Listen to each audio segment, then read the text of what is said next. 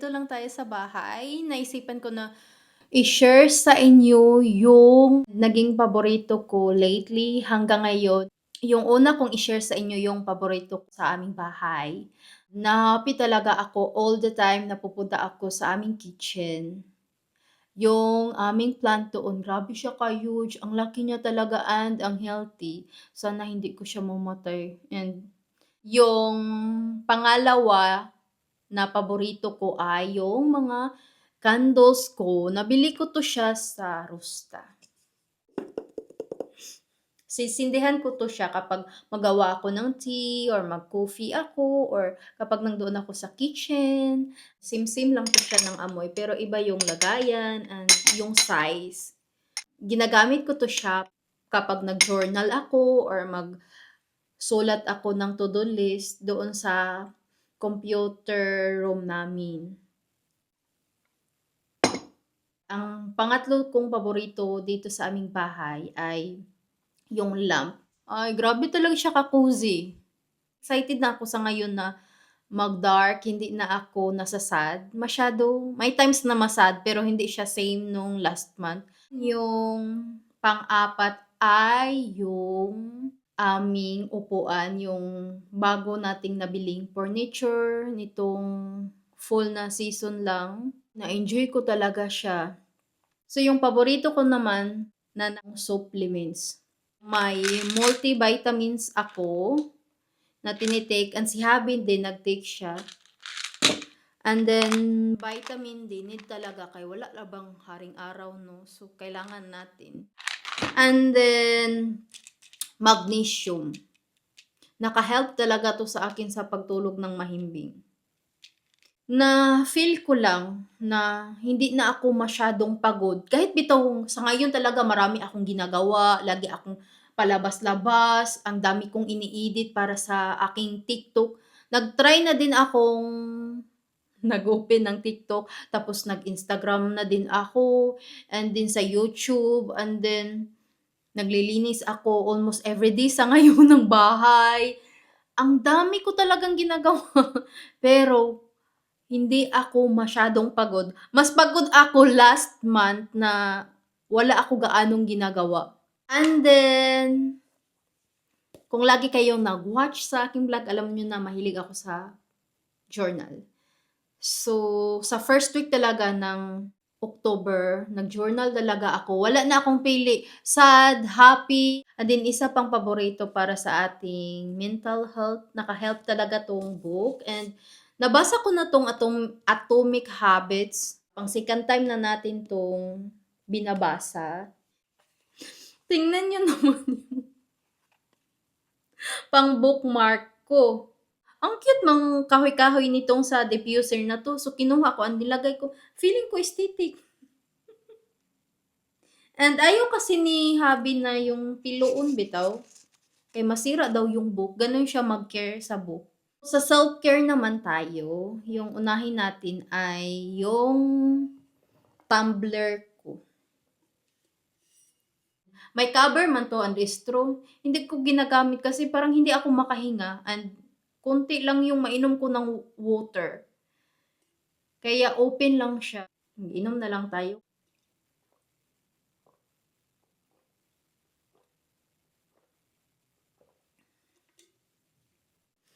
Tapos, nakabili ako nitong bowl na to sa Lager House. Dalawa yung binibili ko. May mga bowl man kami na marami bitaw pag may bisita. Pero kapag gusto ko bitaw ng mga cute, tag dalawa-dalawa lang. Kaya para makabili pa ako ng mga cute na mga bowl kung gusto ko in the future. Pinaplanuhan talaga. Kaya iba biya yung feelings no kapag cute yung bowl mo, yung feeling mo, aesthetic yung gamit mo, yung ikaw lang yung mag-feel sa ano yung nakaka-happy sa'yo. Kailangan talaga yan dito. Kapag nandito ka sa ibang bansa, kailangan mong mag-romanticize or i-feel mo talaga yung kung anong nakaka-happy sa'yo, ibili mo or gamitin mo yung mga things na nagbibigay ng kasiyahan sa'yo. Especially talaga 'pag ganitong season na umiiyak yung weather most of the time. Ginagamit ko 'to siya sa pang-breakfast. Ma-excited talaga ako sa food ng breakfast. Yung recently ko na lagi ko talagang kinakain, yogurt, and then nilalagyan ko ng chia seeds, tapos mga berries, strawberries, blueberries. Yung paborito ko naman na laging ginagamit recently and hanggang ngayon, yung sa buhok, para sa buhok natin, yung shampoo and conditioner sa Rituals. Nakaka-relax talaga. Kapag makabili ka ng isa lang ng product sa Rituals, paulit-ulit ka talagang bibili, as in yung mga products talaga nila nakaka-relax, and ang dami kasi nilang mga products pang self-care. First time ko talagang mag-try ng body oil gel wash. Nagustuhan ko talaga 'to siya. As in, ma-recommend ko talaga 'to sa inyo. Sa normal ko din nabili. Never pa talaga akong nag-try yung gel na wash, and feel na feel ko talaga yung paggagamit, kay grabe man yung bubbles. And then hindi ito masyado kamahalan. Tapos, after ko 'tong magamit, hindi na dry yung skin ko. Sa mukha naman tayo, sa ating mga skincare, ito talaga guys ba, 'pag magamit ako, magtingin talaga ako sa salamin, kay may something siya na glow. Micellar Water Skin Glow Face, Eyes, Lips. 5% serum with vitamin C and E.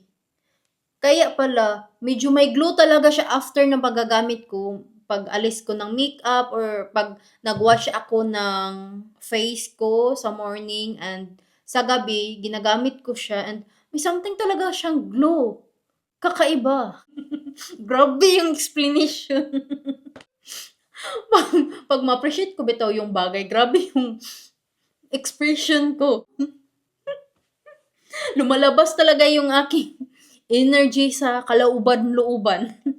Nagdala ako ng marami talagang pangmukha na mask, and then sa eye. Malapit na silang maubos. Grabe man ako nagamit nito. Na-enjoy ko talaga.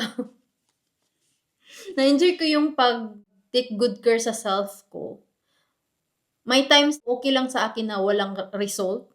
Kay basta feel na feel ko lang yung paglalagay, tapos magtika, or ano yung ginagawa mo. And then kadalasan matawa ako sa mukha ko, kay para akong mumu, di kay white man. And then ito yung eye mask na paborito ko talaga sa mga nadala ko kay Crescent. Mahilig ako sa Crescent.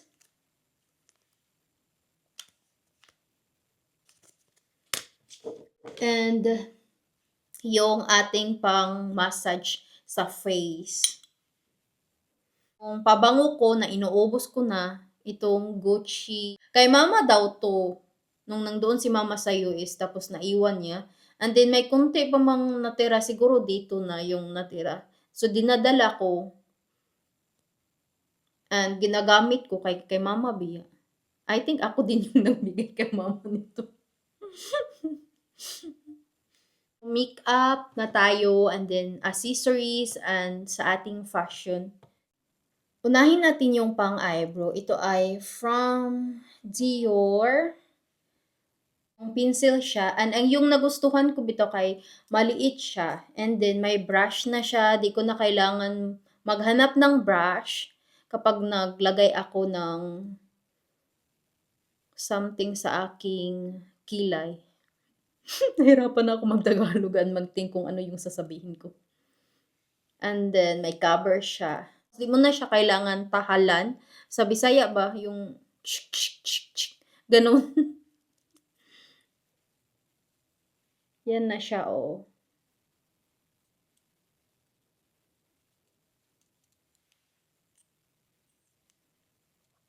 Tapos, 'di ba, yung before, yung ginagamit ko pang brow gel, mascara, eh mas okay pala na magkaroon ng brow gel. Kay yung brush niya bitaw and ang product na malagay, konti lang talaga siya, so pangkilay talaga siya. Compare bitaw sa mascara, malaki biya yung brush sa mascara. Kailangan mo mag-careful kay rarami siya and baka hindi okay tingnan. And ito talaga, di ko kailangan mag-think kung maparami sa paglagay and mas okay yung aking kilay na ito yung ginagamit ko compare sa mascara. And yung sa lipstick na naman, dalawa. Unahin natin yung nude na lipstick from MAC. May kwento ako sa inyo bakit ako na happy nito every time na gagamitin ko siya dahil nung college ako, nag-try na akong mag-makeup. Yung ate Rina ko, simula nung high school hanggang college, lagi niya akong sinusurpresa sa lahat ng mga things, yung mga pangbabae, mga bag, shoes, makeup, perfume, kahit ano na lang talaga. Isa sa binigay ni ate dahil nag-aaral ako, yung lipstick na nude. Itong kulay talaga na nude na to and na smile ako po kapag nagamit ko siya. Gano'n talaga ako guys, ang uuwi ko mag-appreciate. And kahit hindi ko sasabihin, sa isip ko lang mag-appreciate talaga ako and na-smile ako and na-happy talaga ako kapag may magbigay sa akin ng mga bagay. Hindi kailangan na mahal, binibigyan ko talaga ng halaga yung binibigay. Yung second na lipstick ay from Dior. Maroon yung kulay na 'to and nung pagbili ko nito hindi ko siya masyadong ginagamit dahil hindi ko nagustuhan, sobrang maroon bitaw na kulay and ngayon na learn ko na konti lang ilagay para siyang gamitin bitaw na tint and mas okay siya kaysa grabe ka makapal kaya lagi-lagi ko siyang gamit. Dalawa yung lipstick na grabe ko ka paborito talaga sa ngayon. And then, pang lips din, hindi talaga to sa, ngayon mawala. Lip balm to siya from Beauty Act. Yung nagtitinda nito ay Kicks, yung boutique. Hindi mo to siya mabibili sa ibang stores. Sa Kicks mo lang to siya mabili.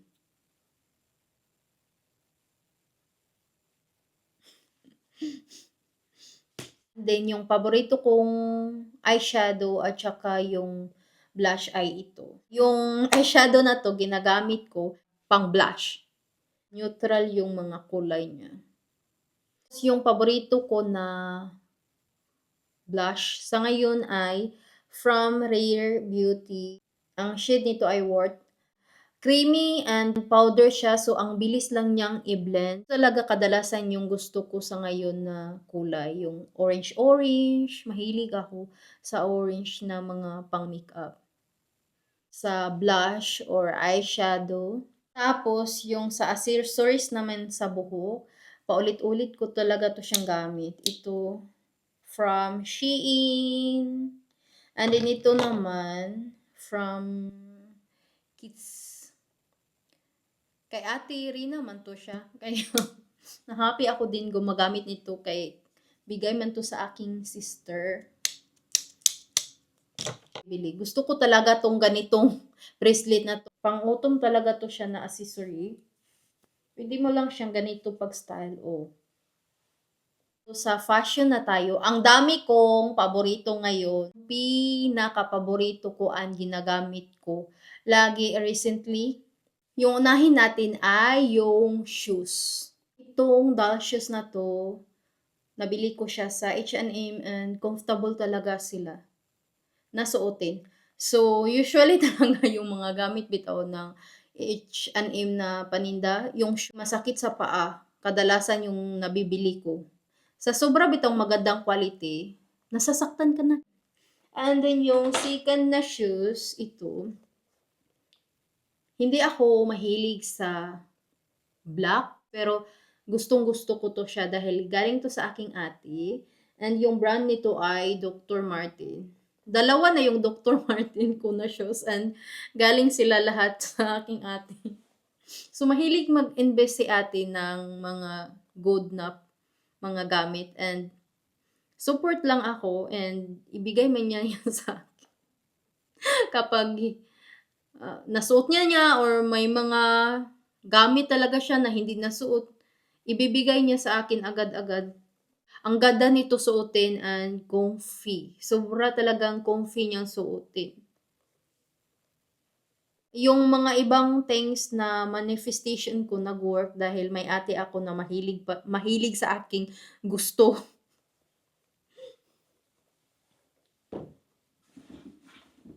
Tapos yung pangatlong shoes natin, ang last na paborito ay itong shoes. Galing din 'to siya sa aking ate and ito yung una kong shoes sa brand na 'yan, and 'yan talaga yung recommendation sa pag-utom na season or tinglamig na season sa mga shoes.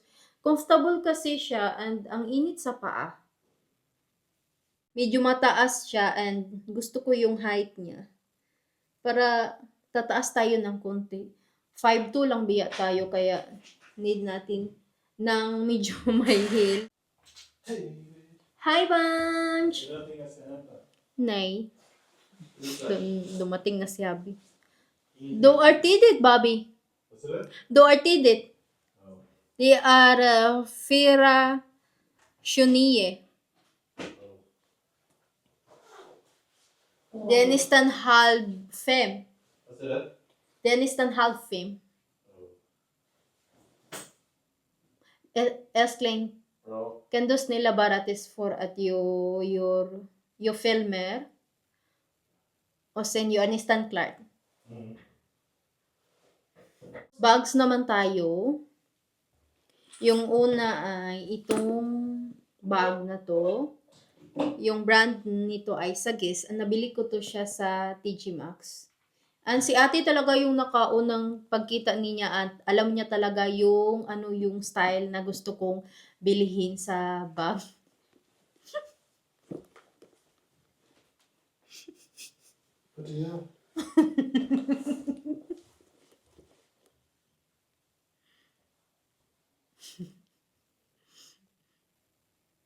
Nakatingin. Ang kulit talaga ng asawa ko na nasa harap, nakatingin. Tapos yung second naman, binibili pa rin to namin ni ate, kasama ko siya, doon sa TG Maxx. Matawa talaga ako kay Habi, eh. Yung brand nito ay, yan, I'm not really sure paano siya i-pronounce. Tapos,